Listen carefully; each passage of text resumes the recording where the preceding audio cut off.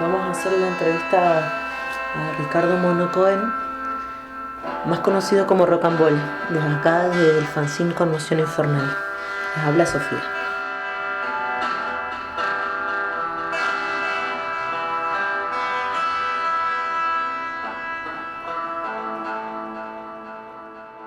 Hola, hola. Hola, ¿cómo estás? ¿Qué tal? Bien, bien. ¿Qué tal, querido? Muchísimas gracias, en primer lugar, por, coparte con la entrevista, ¿no? No hay problema, no hay problema. Al contrario, muchas gracias a vos por interesarte en hacerla. Sí, la verdad que sabes que te escuché allá en la nave cultural, o sea, acá en Mendoza, me quedé con muchas ganas de escuchar más, ¿viste? Ajá. Y porque además no se escuchaba mucho por el barullo que había. Y yo quería preguntarte en primera instancia, ¿cuál es tu primer recuerdo, o sea, tuyo expresándote a través del dibujo? Mi primer recuerdo ahí será cuando copiaba frenéticamente las historietas que caían a mis manos cuando era niño. Ujú. Y en esa época como que corría mucho la historieta, ¿no? Cómic. Bueno, la historieta, la República Argentina tuvo un gran momento que muchos de los fanáticos de la historieta llamamos su época de oro. Ujú. Que fue más o menos en fines de los años 40 y gran parte de los años de la década del 50. Ajá. Había numerosas publicaciones, y recuerdo que, por ejemplo, una de ellas, Patoruzú, Sí, tiraba semanalmente más ejemplares de los que cualquier diario tipo Clarín, por ejemplo. sí, claro. Tiraba, no sé, 200, 300 mil ejemplares semanales. Ah, semanales, Claro. muchísimo. Y después, bueno, había otras como Ricotipo también, que era muy popular. Y yo recuerdo títulos como, por ejemplo, había una pequeña que se llamaba El Rayo Rojo. Ajá. Después estaban las que publicitaba y editaba la editorial Columba, que no sé si todavía alguna sigue apareciendo, que eran fantasía, la gran historieta, Pap, Hoy bueno, era una cantidad de revistas. ¿Y vos eras un ser más bien solitario? Bueno, muy amistoso, así muy social, nunca fui, ¿no? Eso es cierto. Ajá. Así que bueno, no, sí, leía mucho, tenía mis colecciones de historietas y dibujaba eso cuando era niño y también más tarde, ¿no? ¿En el secundario? Y sí, siempre dibujé. Siempre. Y sabes que te escuché hablar en un momento de que pasaste por psicología. Pasé por psicología entre los años, entre el 60 y 62 anduve en la Facultad de Humanidades de la Universidad de La Plata. Psicología era una carrera nueva que recién aparecía, entonces bueno, había muchas expectativas y me metí ahí. De todas maneras me interesaba el asunto. Recuerdo que en el colegio secundario, Colegio Nacional, que también es de la Universidad de La Plata, que es secundario, teníamos una materia en cuarto año que era psicología. O sea, has sido como un ser curioso. Sí, así es. Me gustó mucho leer desde chico, así que fui curioso de muchas cosas. Te hago una pregunta. También, ¿alguna vez leíste Hermann Hesse en esas épocas? Sí, por supuesto, sí. Claro. Germán Gess es uno de los maestros que están ahí en el templo. Para siempre, ¿no? Claro, claro. Cómo une tantas generaciones. A mí la verdad que también me abrió la cabeza a otras cosas. Desde el lobo estepario hasta el collar de Avalorios, Demián, Siddhartha. Siddhartha, claro. Ese que nombraste no lo he leído, ¿el collar de Avalorios es? Sí, Qué interesante, mira. Y en ese tiempo fue así abruptamente que te llamaron para el servicio militar. Bueno, no era abruptamente. Uno sabía que cuando se llegaba la época de cumplir los 20 años Eso. iba a ser convocado. Era de una edad. A toda la generación le pasaba eso. Uh-huh. Y esto peco de ignorante realmente, porque dijiste que era 1 año y medio. ¿Siempre era 1 año y medio o era más? Era de alrededor de un año. A veces uno se quedaba más por diversas razones que podía ser indisciplina, etcétera. Claro, como un castigo. Algo así. Salir en la última baja era cumplir, qué sé yo, 14 meses con él. Uh-huh. Qué fuerte.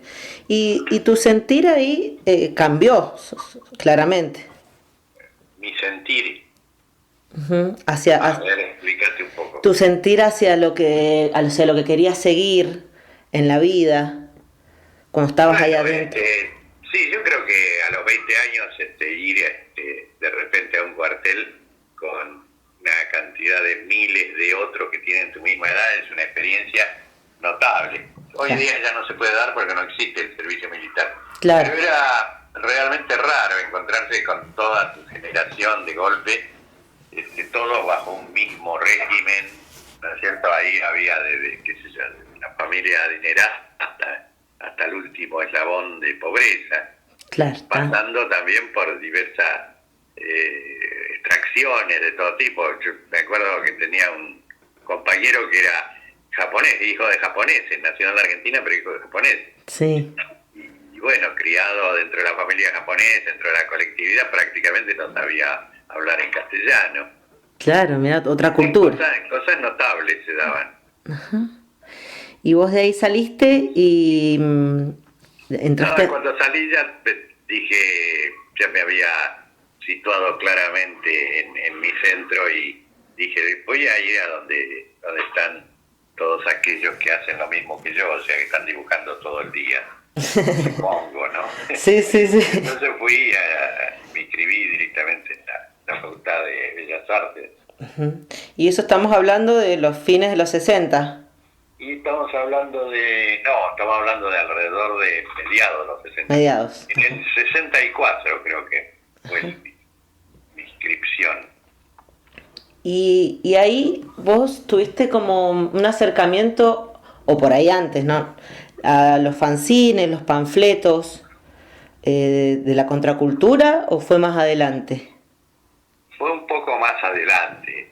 En 64 lo más contracultural que leía yo y algunos de mis amigos eran las novelas o los poemas de la generación beat norteamericana. Uh-huh. Allen Ginsberg, Jack Kerouac, Lawrence Ferlinghetti. Llegaban a través de algunas ediciones que había que buscarlas porque como no eran libros de demasiado bestsellers. Claro.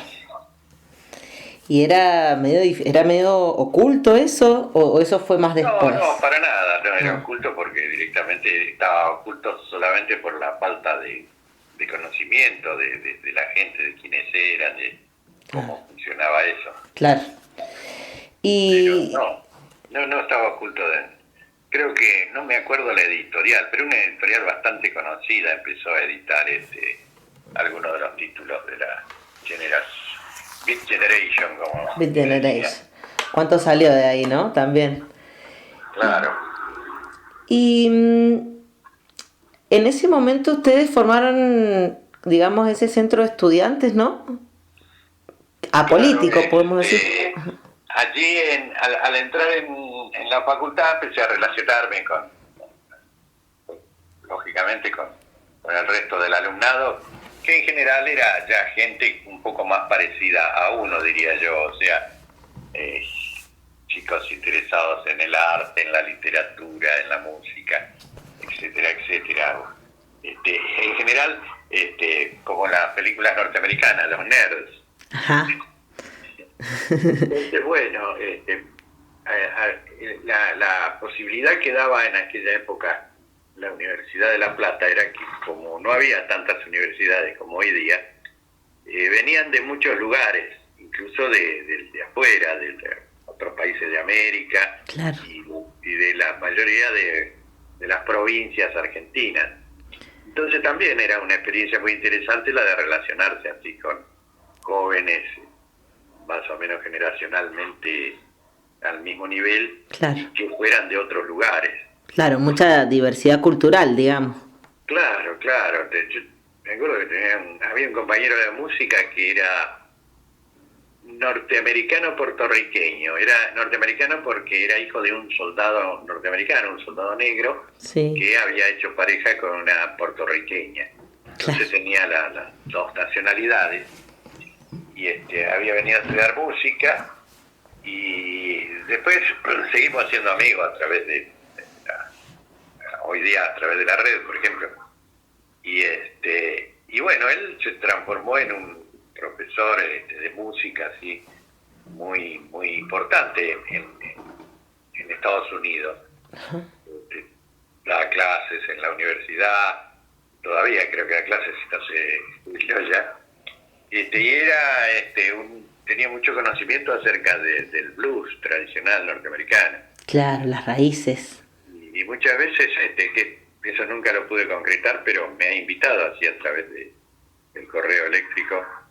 Me ha dicho, mira, cuando vengas por acá, venime a ver, es que yo te llevo en una excursión por todos los lugares del origen del blues y del rock, y te llevo a lugares donde ningún blanco puede entrar, pero si va conmigo, puede ser. Tenés la pasada. Sí. Pero qué alucinante eso, esa vivencia, digamos, de repente. Sí. Bueno, esas eran las posibilidades que daba en esa época la universidad, la de encuentros así, encuentros de hombres notables, les decía yo, como parafraseando a Gurdjieff. Bueno, y después, ¿cuántos años estuviste ahí hasta que vino el golpe de Onganía? Bueno, el golpe de Onganía fue en 1966. No tengo acá exactamente muy poquito. la fecha. Claro. Pero bueno, fue el famoso golpe militar que se ensañó bastante con la educación, la docencia, la universidad, la famosa noche de los bastones largos, Sí. donde en Buenos Aires fueron apaleados una cantidad de docentes, que Científico. dio origen a una especie de fuga de cerebro. Muchos investigadores y docentes se fueron del país, y en muchos casos han hecho mucha carrera en otros lugares. Sí, ¿no? Como no volvieron nunca más.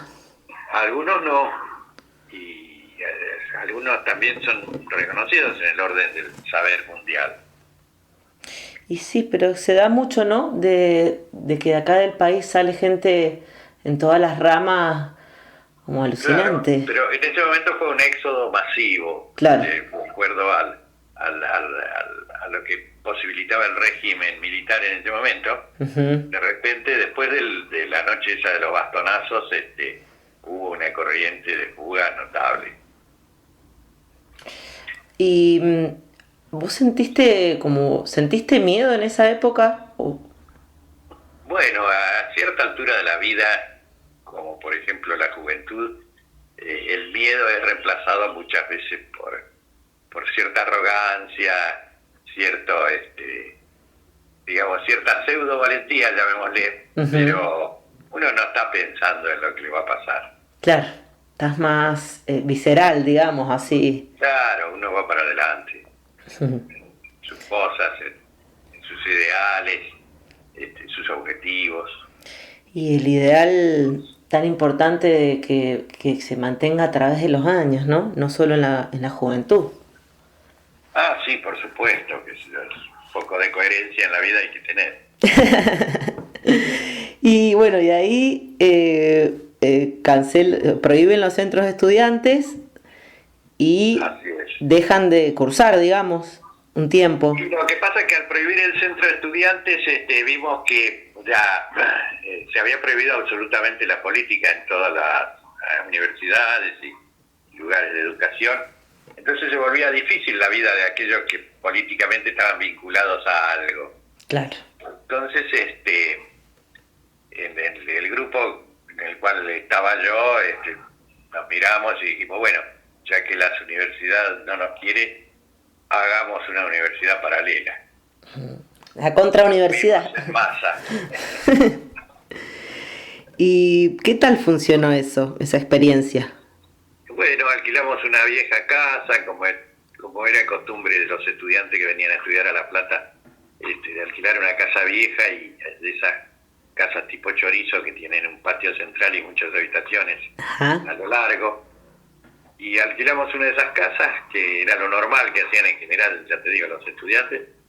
Y bueno, nos armamos lo que hoy llamaríamos un centro cultural. Claro. En la época no teníamos la palabrita, no sabíamos cómo llamarlo. Entonces pusimos que era una comunidad artística. Ajá. Estaban haciendo, claro, contracultura sin saber, por un lado. Sí, claro, pero claro. Era más bien espontáneo todo. Qué copado. ¿Y eso duró un tiempo? Bueno, la cofradía exactamente, te digo, podemos decir que se creó en el verano del 67 y duró hasta el verano del 72. Ah, fue bastante. Sí, fueron como 5 años. Y todo lo que es desarrollo artístico ahí fue como bastante fructífero, ¿no? Sí, había mucha diversidad, variedad. Ahí empezamos creo que, no digo que lo creamos, pero por lo menos lo pusimos en boga a la artesanía urbana, que hasta antes de esto no era demasiado conocido. El hecho de artesanos en las plazas y todo eso fue un poco un aporte que hicimos nosotros, que fundamos varias ferias en diversos lugares del país. En Mar del Plata, la primera que se hizo, la hicimos nosotros. Y bueno, ya te digo, en otros lugares también. En Buenos Aires, el origen de la feria famosa de la Plaza Francia. Ajá. No fue exactamente ahí en la Plaza Francia, sino en la Plaza San Martín de Buenos Aires, pero ahí anduvimos metidos nosotros. Andaban, qué bueno. Y ahí también estaba Sky, ¿cierto? Sky llegó a fines de 1968, llegó con sus otros 2 hermanos, volviendo de Europa. Ajá. Entonces, como digamos, pertenecían a una familia así que bien situada económicamente, los padres los habían enviado a estudiar a Francia, a la Sorbona. Ah,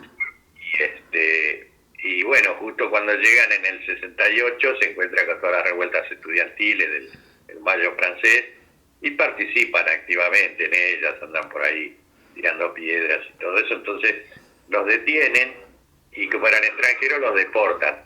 mirá, así fue la historia. Entonces los deportaron a Inglaterra. Ajá.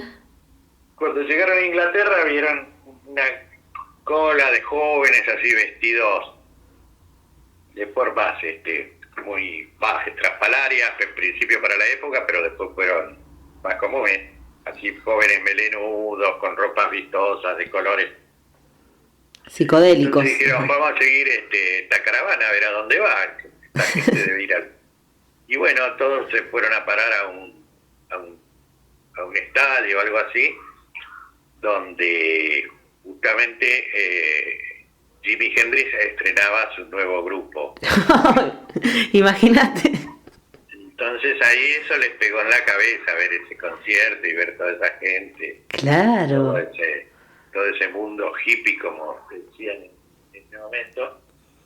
Y se volvieron locos, claro. Claro, una experiencia. Entonces, bueno, cuando vuelven al país, viste, cuando los rescatan las familiares, traen una cantidad de información, de novedades, trajeron discos en cantidad de música que, como los discos importados eran caros, muchas no conocíamos. Claro. No se difundía demasiado por la radio, salvo los grandes hits, ¿no? Los discos más vendidos, pero conocimos grupos que todavía No eran conocidos. No eran conocidos acá. Claro. Entonces ellos trajeron esa cantidad de discos y vinieron un poco con su propuesta era un poco informar, colonizar, traer digamos, las novedades del viejo mundo. Del viejo mundo, total. Y acá estaban. Cuando llegaron a La Plata, algunas personas dijeron, mire, así como están ustedes vestidos raros y con todas estas ideas y cosas de rock y qué sé yo, hay una casa en La Plata donde viven unos que son parecidos. Entonces, inmediatamente se aparecieron por la casa de la cofradía. Y bueno, ahí obviamente iniciamos una gran amistad y ellos al traer todo ese material nos renovaron a nosotros las ideas. Las ideas, claro. Yo me acuerdo que escuché por primera vez a Jethro Tull, ni idea que teníamos de la existencia, que lo traían ellos en discos y todo eso. Qué lindo además el hecho de decir, te muestran el disco, lo sacás, ves el arte de tapa. Sí, todo era. Toda esa vivencia más analógica. Así es. Y después de la cofradía, ¿cómo siguió la vida? Bueno, la cofradía en realidad nunca se disolvió porque siempre seguimos en contacto a pesar de distancias y de otros momentos, ¿no es cierto? Lo que pasa es que lo que era el conjunto de gente toda viviendo junta en un lugar es lo que se disgrega. Claro, se cansa tal vez. Algunos se fueron como muchos digo, unos cuantos vinculados a la música del primer rock argentino, se fueron a Europa. Uh-huh. La gran parte en ese momento de la cofradía se fue a Europa, que fueron sus principales y más virtuosos músicos. Se fue Cubero Díaz, Jorge Pinchevsky, Quique Gornati y otros tantos. Se fueron, pudieron irse a Europa por lo siguiente. Resulta que uno de la cofradía, en el momento en que se disuelve toda la cosa, porque se tuvo que disolver porque la vida se había hecho imposible por el acoso policial. Claro. Entonces, en ese momento uno de los que estaban ahí, un muchacho de Entre Ríos, se saca el primer premio de la lotería de Entre Ríos. ¡Qué suerte! Entonces, lo que hacen es ir primero con uno de los cofrades a Londres, y van a Londres, alquilan una gran casa, con muchas habitaciones y todo eso, y hacen contacto con el sello Virgin Records, uh-huh. Donde grababan Led Zeppelin y todo eso. Y van con el disco de la cofradía. Entonces hacen contacto con los productores de ahí de ese sello y les dicen sí, que están interesados, que vengan a grabar. Entonces envía el dinero para los pasajes del resto de los músicos. Sí. El dinero que él tenía por haberse ganado la lotería. Claro. Y además alquilar una casa esperándolos y todo eso. Pero pasa lo siguiente, resulta que Jorge Pinchevsky en el violín esconde algunos gramos de marihuana o algunas pitucas, algunos pasos. Entonces, cuando ven que llega alguien con un violín ahí en la aduana, parece que eso pasaba a menudo porque lo primero que hacen es revisar. Vengan para acá, revisan el violín y bueno, traían droga. Claro. Entonces, inmediatamente, bueno, lo detienen a todos, van a parar a un juicio y entonces también los deportan. Ay, pero qué mala suerte por algo. Entonces los que estaban esperando allá en Londres, Morsi Requena y Ricardo Leña, estaban esperando a la mañana y ven llegar unos autos y en vez de llegar ellos, llegan los autos de Scotland Yard, de la policía inglesa. Entonces a ellos también los agarran y ustedes están vinculados a una persona que están esperando a una persona que llegaban de Argentina. Sí. Ah, bueno, vengan ustedes también. No, marche preso todo. Claro. Y bueno, lo deportan a Holanda y ahí tienen una serie de aventuras a lo largo de unos cuantos años que son para hacer un libro. Pasan de Holanda, después a Francia y se encuentran con Miguel Abuelo.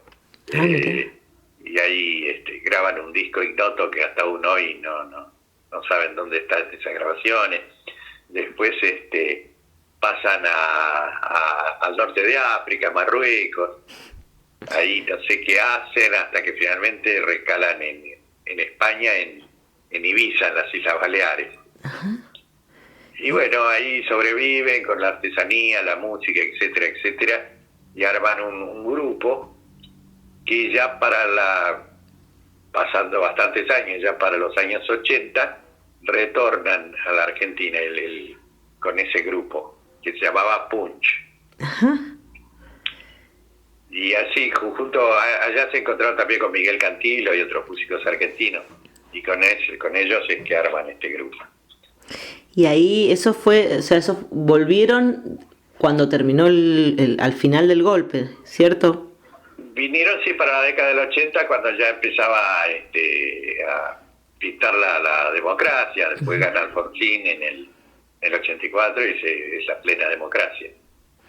¿Y vos, en ese momento, vos siempre seguiste en La Plata? Yo tuve un tiempo en Brasil, en un momento dado que también se puso demasiado hostil la cosa con la primera dictadura, la de Onganía. No, a partir del 76, con la más salvaje, la dictadura de los desaparecidos. Sí.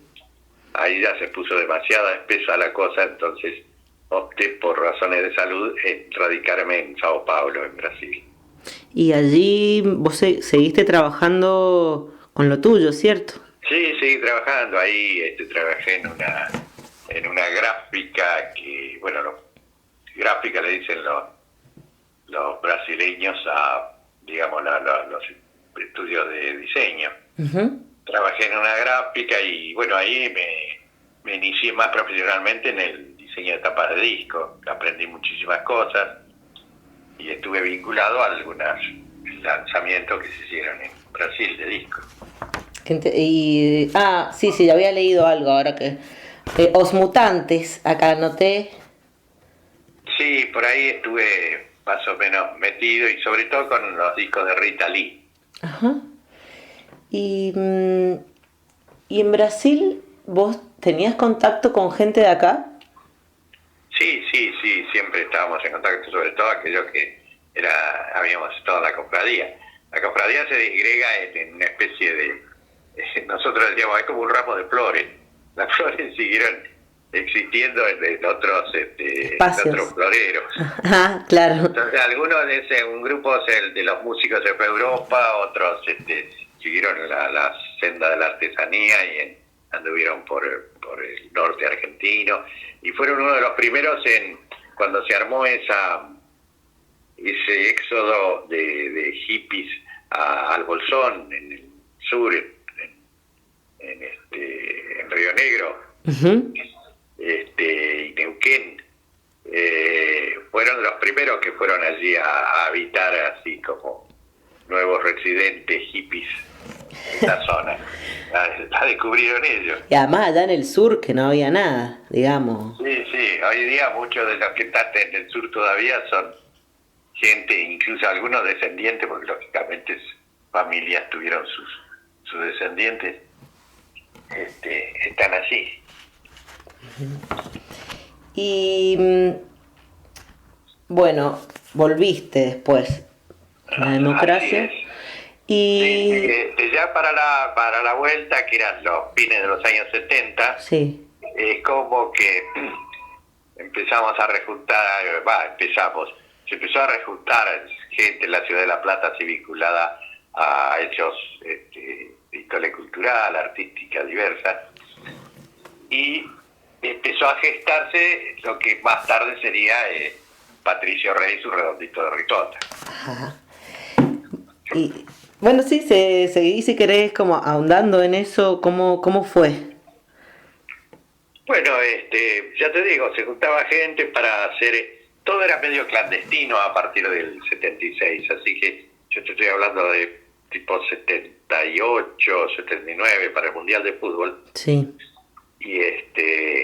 Y bueno, a lo mejor uno estaba parado en una esquina y pasaba otro, nos miraba, había a ver si parecía del palo, sí, y metía un volante en el bolsillo. Entonces vos cuidadosamente te ibas por ahí, sacabas y mirabas el volante, y por ahí el volante decía, el Club del Bucle presenta esta noche a Javier Martínez tocando la guitarra, ponele. Ujú.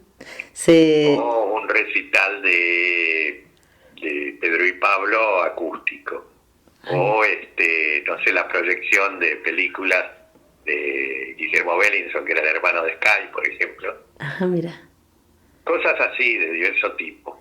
Claro. Pero era todo así como medio oculto, nada de avisos en los diarios. Ay, vos me lo contás y me lo imagino, así la persona poniéndole el volante, viendo a ver si eran del palo. Y también con cierto miedo, me imagino, porque... Sí, obviamente. En esa época era peligroso hacer cultura, o sea, ya prácticamente, primero, obviamente, buscaban evidentemente la gente que estaba militando y que ellos lo llamaban subversivos. Claro, sí. Y después de los militantes iban a ser los simpatizantes, lo dijo en un discurso, creo, un célebre comandante. Primero iban a ser los militantes, después iban a ser los simpatizantes de los militantes, después los simpatizantes de los simpatizantes, hasta que no quedara nadie, creo. No, tremendo, muy, muy nazi, digamos. Sí. Y bueno, después siguen como en la clandestinidad, podemos decir. Claro, y ahí se fueron armando así eventos que más bien parecía una especie de cabaret, ¿viste? Donde pasaba cualquier cosa, había música, había teatro, qué sé yo, performance, no sé, yo estuve en eventos donde se alquilaba un pequeño teatro de La Plata y por ahí tiraban gallinas desde el escenario, No. por ahí se perseguían dos payasos con dos matafuegos y se tiraban con la nieve del matafuego.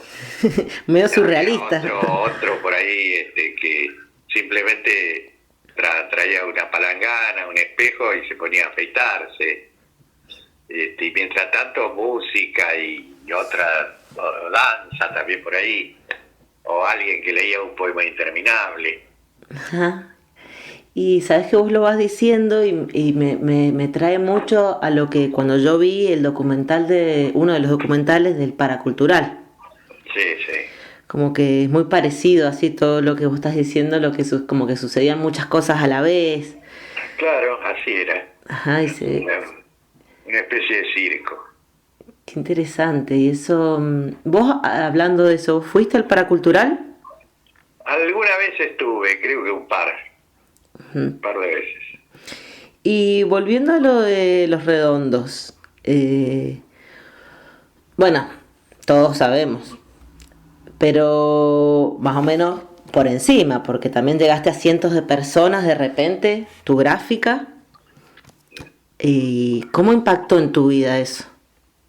No, yo debo agradecerle a la vida haber estado vinculado a muchachos jóvenes en ese momento tan talentosos que pudieran haber finalmente eso que puede haber coagulado en una banda que creo que fue de las más influyentes del último rock argentino. Uh-huh. Y eso posibilitó que mis trabajos se difundieran de una manera que yo jamás en la vida lo hubiera ni imaginado ni soñado. Claro. Si vos me hubieras dicho, qué sé yo, no sé, para el año 80, mirá, algunos dibujos tuyos la gente se los va a tatuar en el cuerpo. Yo me hubiera reído a carcajada. No, ni ahí lo ibas a creer que iba a suceder, digamos. Claro. Ay, ¿sabes? Sí, escuché una entrevista que decías que había venido un pibe a mostrarte su espalda toda tatuada con tus dibujos. Sí. Ajá. Sí, eso todavía me sigue impresionando, ¿no? Porque hasta el día de hoy. Yo no me tatuaría ni nada, pero bueno, yo soy de otra generación que no era la costumbre. Pero bueno, para mí el tatuaje era para los presos, los bucaneros, los piratas del Caribe, qué sé yo, los marineros contrabandistas. Claro, que era lo que más se veía, digamos, el que tenía un tatuaje. Sí. Mirá, te digo que hasta el día de hoy cientos de gente se siguen tatuando, ¿no? Tus Y sí, dibujos. algunos compañeros docentes que trabajan en institutos penales del país me han Sí, dicho que el tatuaje más difundido en las cárceles argentinas, en los principales pabellones, es ese esclavo con la cadena que rompe la cadena. total, tan significativo. Y sí. ¿Y qué es lo que a vos más te apasiona? Bueno, a esta altura creo que me gusta dibujar. Creo. Y vos te pones a dibujar también, o sea, siempre dibujaste, ¿no? Después supongo que haber sido también Sí, a sí, pedido, sí. Sí, pero ya es como una costumbre que uno no puede vivir sin eso, nada más. Después que la obra o la cosa que se haga a partir de dibujos, de bocetos y que yo, ya es otra cosa, ya es como una elaboración. Pero la costumbre de dibujar constantemente cuando uno tiene tiempo, como lo mata dibujando. y sí, porque además también en este mundo encontrar algo que te haga ver cosas más allá y poder expresar tu interior, Además, digamos. el dibujo, yo he sido docente de dibujo muchos años y bueno, yo tengo como una de esos tics, ¿no? que los digo como verdades. Para mí el dibujo, más allá de ese hecho que sea la mano haciendo rayas que se parecen a cosas, el dibujo es una forma de entender el mundo, es una forma de pensar. Es como que cuando adquirís lo que yo llamo la conciencia gráfica, para vos el mundo, lo que mirás a cada rato, cuando otros a lo mejor están mirando algo como más próximo, en general vos estás mirando direcciones, horizontes, diagonales, espacios, profundidades, volúmenes. Te cambia, obviamente, el hecho de dibujar te cambia la percepción. La percepción, claro. Entonces, es una forma de entender el mundo. Yo siempre dije, yo dibujo para entender. De la misma manera que el lenguaje hablado, ¿viste? El lenguaje hablado es una forma de entender, o sea, Comunicar, una vez digamos. que vos, claro, una vez que vos aprendés el lenguaje, vos después soñás con el lenguaje, pensás con el lenguaje, pensás en palabras.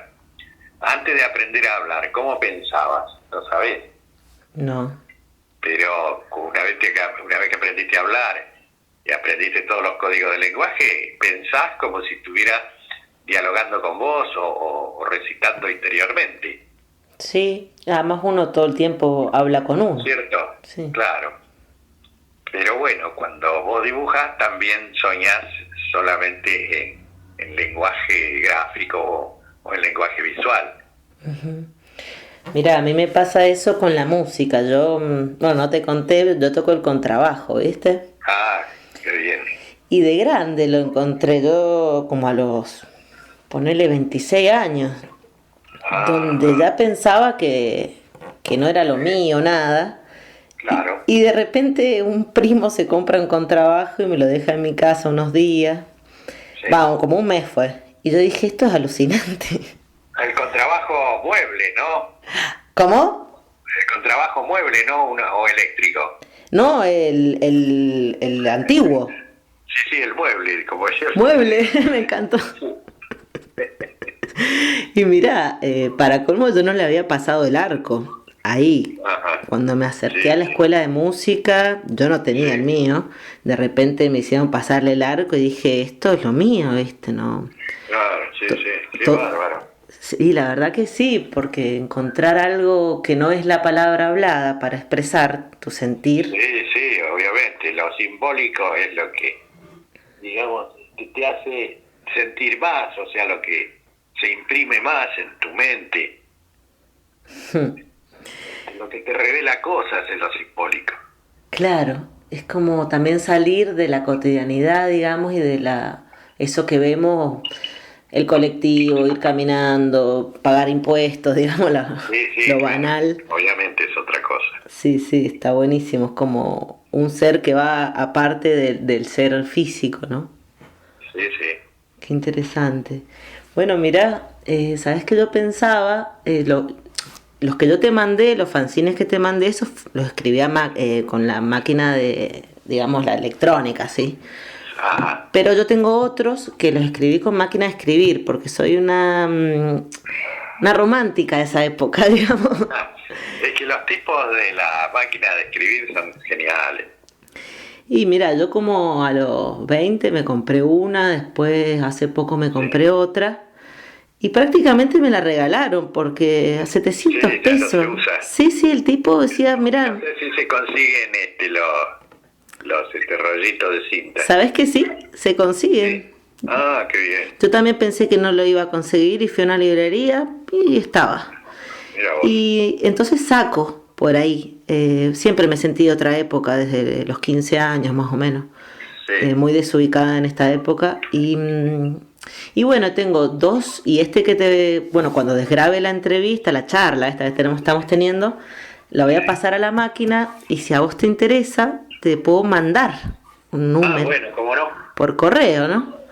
Sí, por supuesto. Y bueno, como te había dicho ayer, si te interesa si tenés algo por ahí que te gustaría que acompañe la entrevista y ponerlo en la tapa, sería ideal, ¿viste?